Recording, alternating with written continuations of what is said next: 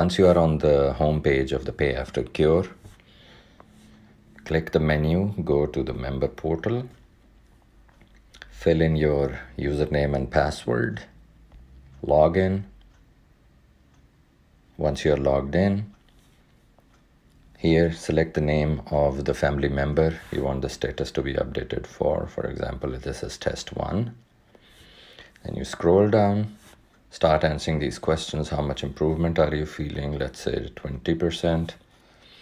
And then these status, which are the smileys, start filling those. And now you get to once you have updated all the status and the smileys, you get to the comments. Let's say you say test, you're done. If you want to attach a picture or something, you can select the file here and attach it.